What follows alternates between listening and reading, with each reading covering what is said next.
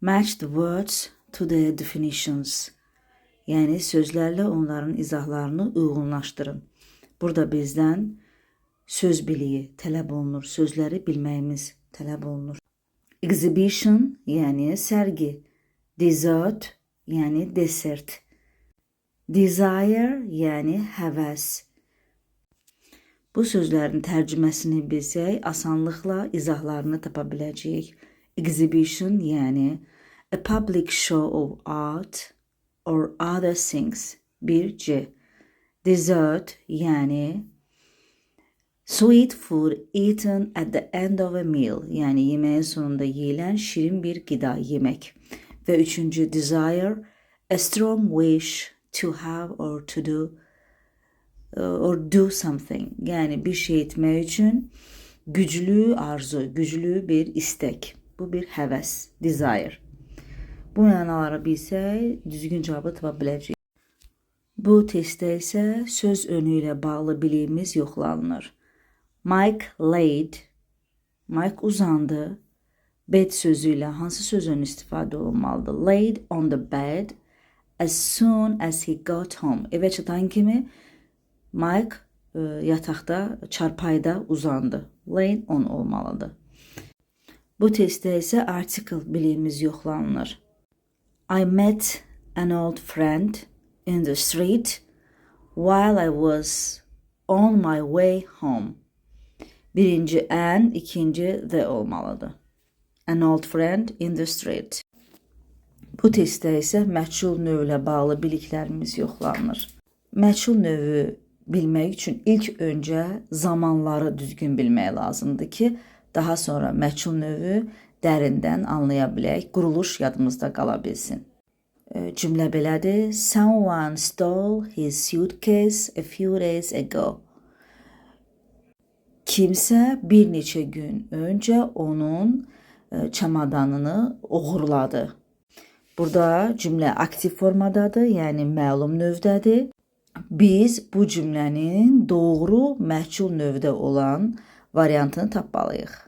İlk növbədə nəyə fikir veririk? Feilin keçmiş zamanda. Feilin hansı zamanda olmalına baxıb görürük ki, keçmiş zamandadır. Stole. Demək ki, passive voice ona uyğun olacaq. Məchul növ passive voice. Keçmiş zamanın məchul növü necə düzəlirdi? Was, were, plus, yəni üstəgəl, feilin 3-cü forması və ya participle to.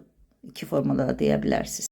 Bildiyimiz kimi məlum növdə olan cümlənin, yəni yuxarıdakı cümlənin tamamlığı məchul növdə olan cümlənin mübtədasına çevrilir. Yəni birinci o söz gələcək. Suitcase ilə bağlı söz. Yəni his suitcase. Daha sonra isə keçmiş zamanın məchul növü, yəni was və ya were. Mübtədəyə əsasən. Baxırıq görürük ki, çamadan təkdədirsə, çamadanlar deyil, çamadandırsa, demək ki, was olacaq.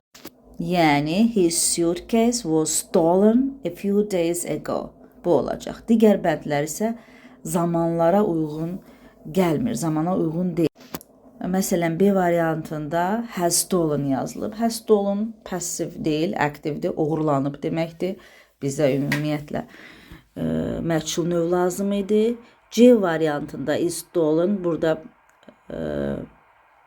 indiki sadə zamanın passividir, bizə keçmiş lazım. D variantını tərcümə etsək, belə olacaq. Someone was stolen his suitcase a few days ago. Kimsə bir neçə gün əvvəl onun çantasını oğurlanmışdı. Kimsə sözü orada olmamalıydı.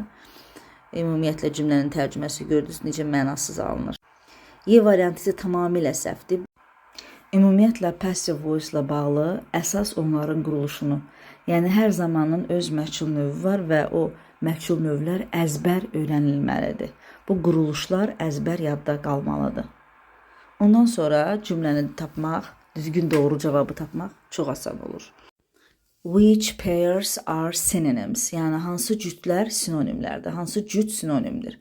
Correct, true, ikisi də doğru deməkdir. Deməli bu sinonimlərdən biridir. Birinci düzgündür. Empty, crowded, empty boş deməkdir. Crowded bastırıq, sıxlıq. Bu sinonim deyil, tam da əksi antonimdir. Different, same. Fərqli, müxtəlif. Bu da antonimdir. Elegant, attractive, bu sinonima uyğun gəlir. Hər ikisi cazibədar, gözə gələn mənasını ifadə edir. Demək ki, 1, 4 doğru variantdır.